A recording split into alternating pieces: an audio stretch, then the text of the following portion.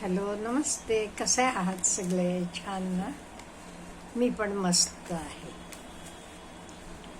काल मला एक बाई भेटल्या होत्या.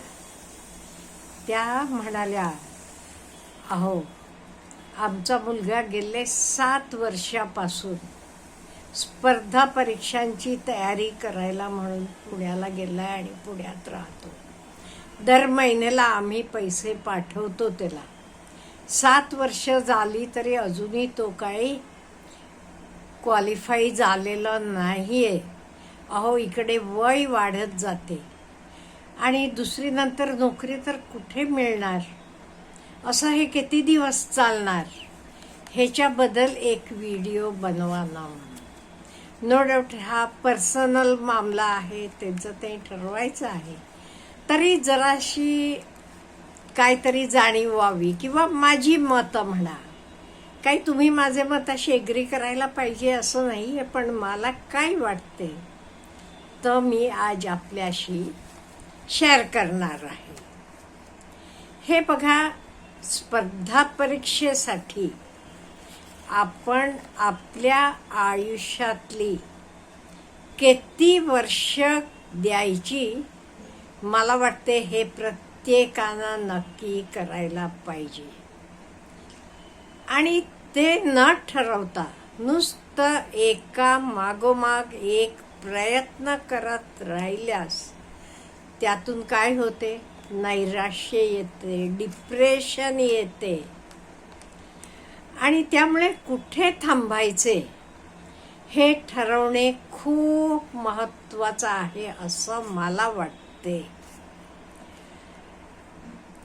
महत्त्वाचे म्हणजे परीक्षेत यश नाही मिळाले तर काय करायचे ह्याचं आपल्याला प्लॅन बी पण तयार ठेवायला पाहिजे.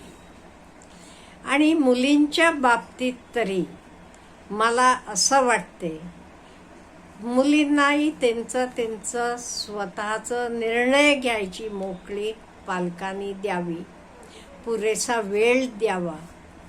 आणि अमुक क्षेत्रातच जायला पाहिजे तू असंही अट्टहास करू नये. त्याच्याशिवाय लग्नासाठी सुद्धा तगादा लावू नये. त्यांचं फ्युचर ठरवायची त्यांना आपण स्वातंत्र्य द्यायला पाहिजे. हे झालं थोडक्यात. आता मुलांनी पण समजून घ्यायला पाहिजे, मी गेले 7 वर्षापासून तयारी करतो पण मी काही क्वालिफाय होत नाही. मग मी किती वर्ष असंच करत राहणार किंवा मी दुसरं काय करणार आयुष्याचं? कित्येक वेळा काय होते, असंच मुलं प्रयत्न करत राहतात आणि नंतर त्यांना डिप्रेशन येते, काय करायचं कळत नाही आहे. मग नको ते मार्ग पण ते चॉईस करतात. आता मला तर वाटते मुलांना फक्त UPSC MPSC किंवा कुठली स्पर्धा परीक्षा अमुक म्हणजे झालं का आयुष्य नाही आहे.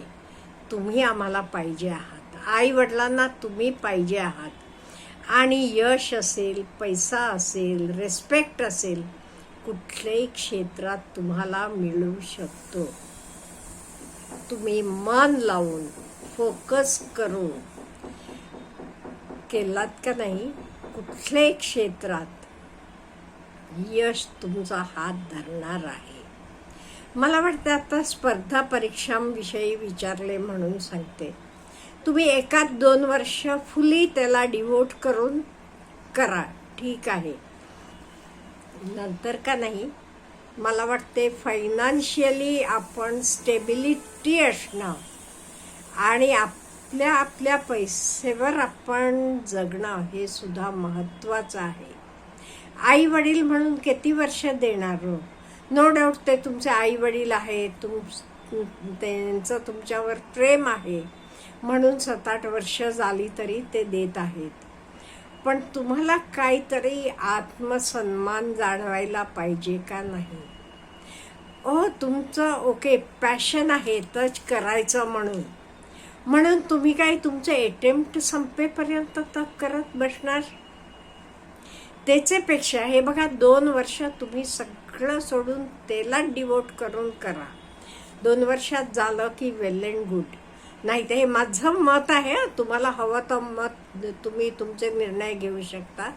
नंतर काय करा, तुम्ही एखादा जॉबला लागा, छोटा मोठा कुठलाही चालेल, स्वतः मिळवायला लागा. आणि ऑफिस करून तुमचं खरं पॅशन आहे ना, मग ऑफिस झाल्यावर घरी येऊन पूर्ण ते अभ्यासाला लागा. आणि 2 वर्ष तुम्ही पूर्ण वेळ तो अभ्यास केलेला आहे, त्यामुळे आता तुम्ही करता तर फक्त रिव्हिजन आहे. त्यामुळे परत रिव्हिजन करा. बाकी सगळं वेळ घालवायचं बंद करा. ऑफिस झालं, ऑफिस महत्वाचं आहे का? फायनान्शियल स्टेबिलिटी असणं सुद्धा महत्वाचं आहे. आई वडिलांकडनं तरी किती वर्ष घेत राहणार? तुमचं तुम्हाला वाटत असणारच की. त्यामुळे स्वतः मिळवायला लागा, स्वतःचे पायावर उभा राहा. नंतर ऑफिस सुटून तुम्ही आल्यावर वेळ असतो का नाही, तो वेळ मात्र कुठेही वाया घालवू नका. कोणाच्याही लग्नाला जाऊ नका, वास्तुशांतीला जाऊ नका, कुठेही जाऊ नका. सिनेमा नको, काय नको. तुम्हाला एवढं पॅशन आहे ना, मग उरलेला वेळ तुम्ही त्याच्यासाठी पूर्ण जोमानं घाला. मग तुम्हाला किती अटेम्प्ट द्यायचे आहेत तेवढे अटेम्प्ट देत बसा. तुम्ही एवढं मन घातलात की नक्की होणारच. आणि नाही झालं ते ताई, तुमचे काय अटेम्प्ट आहेत ते सगळेच संपले तरी तुम्ही करू शकला नाही, ते तुम्हाला आहे तो जॉब आहेच की तुम्ही करत आहात, ते तुम्ही पुढे जाऊ शकता, ते आणि काहीतरी करू शकता. त्यामुळे मला तरी वाटते 2 वर्ष पूर्ण सगळं सोडून विद्यार्थ्यांनी त्याला अगदी डिवोट करून करायला हरकत नाही. नंतर मात्र तुमचं काहीतरी बी प्लॅन पाहिजे. आणि फायनान्शियल स्टेबिलिटी हे सुद्धा खूप महत्त्वाचं आहे.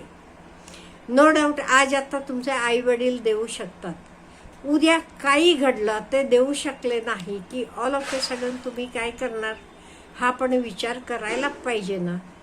आणि कोरोनासारख्या काळानं येऊन आपल्याला सर्व काही शिकवून गेलेलं आहे. त्यातनंही आपण शहाणे झालो नाही तर इट डिपेंड्स ऑन अस. त्यामुळे मला वाटते बाळांनो, तुम्ही 2 वर्ष पूर्ण डिवोटेडली करा, बाकी काही न करता. 2 वर्षात झालं नाही मग आधी कुठली तरी नोकरी धरा, आपले पायावर उभा राहावा.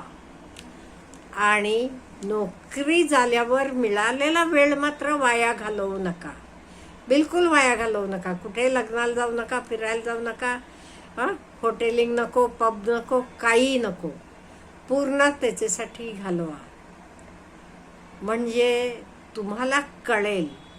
आणि का नाही, तुम्हाला आर्थिक स्टेबिलिटी आल्यावर, फायनान्शियल स्टेबिलिटी आल्यावर तुमचं तुम्हाला जाणवेल सोसायटीत तुम्हाला काय रिस्पेक्ट आहे.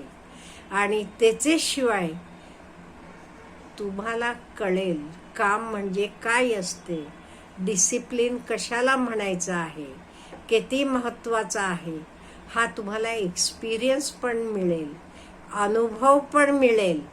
मग मला वाटते तुम्ही तयारी करताना सुद्धा जास्त मन लावून कराल, का तुम्हाला आता एक्सपिरियन्स आहे. पैसे मिळवणं म्हणजे एवढं सोपं नाही हे कळायला लागले. आज तुम्ही पुण्यात काय करता तुमचं तुम्हाला माहीत. आई बिचारी इथे म्हणतीये गेले 7 वर्षापासून आम्ही दर महिन्याला आमचे खर्चाची काटछाट करून त्याला पाठवतो, का आमचा मुलगा एक दिवस ऑफिसर बनेल, त्याचं स्वप्न आहे, त्याचं स्वप्न पूर्ण होऊ देत. तुमच्या स्वप्नासाठी ते इथे त्यांचे स्वतःचे वैयक्तिक खर्चांना सुद्धा कात्री लावतात. ही जाणीव तुम्हाला पाहिजे. नाही तर इथे आईवडील काय पाठवतात, ते 1 तारखेला पैसे येतात मला, मग काय ओके, असं करू नका. जरा जबाबदारी घ्या. आजचा दिवस उद्याला राहतो असं नाहीये. तेवढे आता तुम्ही विचार करा, 7 वर्ष तुम्ही फी वगैरे वेगळी, राहण्याचा खर्च वेगळा, हा सगळा किती लाख घालवले. तेवढे लाख घालावायचे ऐवजी एखादा बिझनेस करा, स्वतःचा सेटअप करा आणि नंतर तुमचे प्रयत्न चालू ठेवा. हरकत नाहीये, एवढं करा. आई वडिलांना पण किती बरं वाटेल बघा. तुम्ही करून तर प्रयत्न करा. Have a good day.